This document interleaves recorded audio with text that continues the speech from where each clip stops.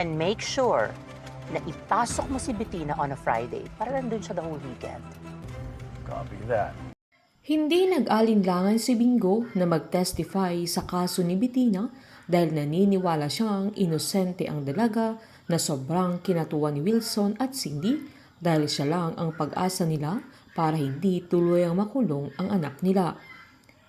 Sa pag-uwi naman nila Snoop at Tara ay tinanong ng dalaga kung anong plano na Irene sa kanya na kapatid pa mismo ni Caroline na bakit umepal siya sa trial date nila na ang malas-malas pa. Agad namang sinabi ni Snoop na itigil na nila sabay nagtinginan silang dalawa na nagtawanan sila dahil walang spark sa kanila at hindi sila swak sa isa't isa sabay giniit ni Snoop na pinilit lang niya yung sarili niya kay Tara na ganamang sinabi ng dalaga na bilang kaibigan ay kailangan na niyang iwasan sa Irene Chu na maghanap na lang siya ng ibang may bangs na biniro pa niyang yung kalbo na lang ang hanapin ni Snoop na ganamang kiniit ng binata na sana'y tumigil na rin si Irene sa kanya.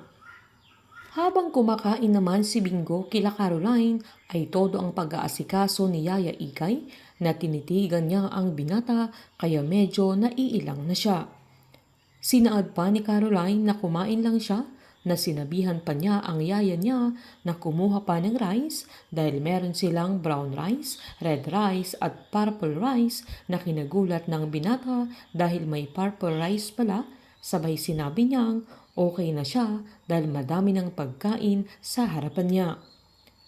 Agad din nagsorry si Caroline sa abala nila kay Bingo. Nasakto namang tumawag si Lola Nene na agad namang ni-loudspeaker ng binata na tinanong ng matanda kung asa na siya, sabay tinanong niya kung kumain na siya, na tinanong pa niya kung naibigay niya yung para kay Caroline na hindi niya alam na pinapakinggan siya ng dalaga.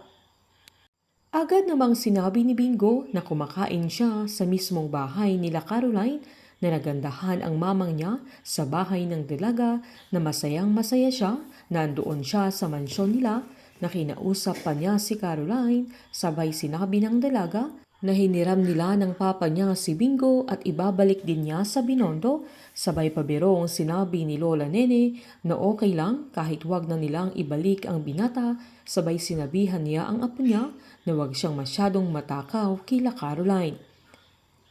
Hinangaan ng dalaga kung gaano ka-close sa isa't isa sila Lola Nene at Bingo na kahit hindi nila tunay na kapamilya ang binata. Nag-alala pa si Caroline dahil sobrang tagal ng meeting ng abogado nila sa papa niya at kay Cindy lalo't malakas na ebidensya ng mga liyaw ang kukong nakuha nila sa crime scene na sobrang stress na sila dahil sa dami ng problema nila pero nagkaroon ng pag-asa ang pamilya Chu dahil kay Bingo. Gagawin naman lahat ni Gina upang tuluyang makulong si Bettina na kahit magiging witness nila si Bingo. Painit ng painit ang mga tagpo, sabay-sabay po nating subaybayan ang advance episode ng Can't Buy Me Love dito po sa aking channel. Patuloy lamang pong manood at mag-subscribe para ma-update po kayo sa mga susunod na episode. Marami pong salamat.